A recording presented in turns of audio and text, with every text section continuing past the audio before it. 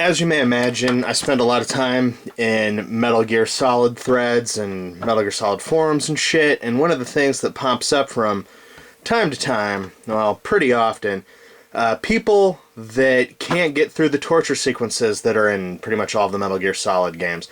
And I believe it's, off the top of my head, I think it's the circle button that you have to mash for that. And I guess a lot of people's weak, feeble, ham hands aren't macho enough to just tap a button really fast, which I don't see how this is a problem. I mean, this gets the job done pretty well. But this is how I generally do that, because it is tiring. Now, normally I would put the controller, or rest my hand against my knee, and, you know, kind of keep the controller in my lap when I play games when I'm sitting in a chair, right? But, for all intents and purposes, I'm up here on my little table. So what you do is, you got your controller right here, and you rock it back and forth like this. So, you're just sort of wiggling your right arm as your left thumb mashes the shit out of the button. And you can pretty much do this all day, unless you're that pathetic and out of shape.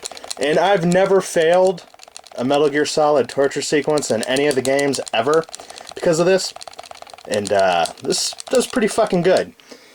Also, while you're getting tortured and your health is draining, after the torture is over, you can continue mashing and your health raises a little bit. I don't know if people aren't aware of that and they just quit as soon as the electroshocks stop happening, and maybe that's where the problem is. But most of the time, at least the first few parts of the torture, you can get your health back to 100%. Now, when you get to the later, like depending on the difficulty, I'm thinking about the first Metal Gear Solid. It's been a while since I've played it, but I think on the higher difficulties, you have to go through 3 or 4 rounds. And the 4th one goes for a while. So, doing this shit really helps. And, you know, you kind of tense your forearm a little bit. Like, your forearm will get a little tired. But you can pretty much do this shit all fucking day. Unless you're just that feeble and shitty that you can't wiggle your arm a little bit. Now, you see a lot of people say to use a pen and do this, but I wouldn't do that because I would be worried about scuffing up my controller. This is an old shitty 6-axis that I don't use, so I don't really give a shit what happens to it.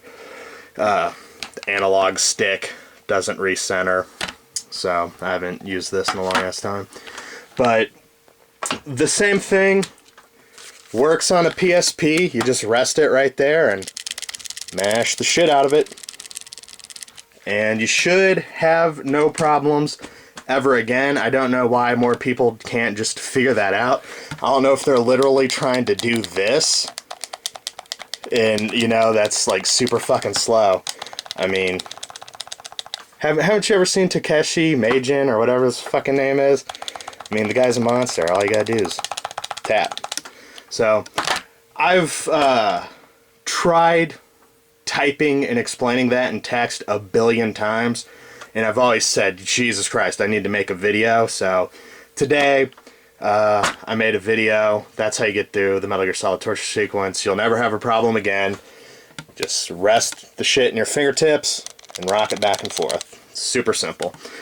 For added stability, like I said, I usually sit upright in a chair when I play the video games. And I rest my left arm on my knee and gets that extra stability, and you can rock it back and forth super fast. Easy peasy. That's my contribution to the internet. So, future Metal Gear Solid players, you're welcome for getting the infinite ammo bandana. Enjoy.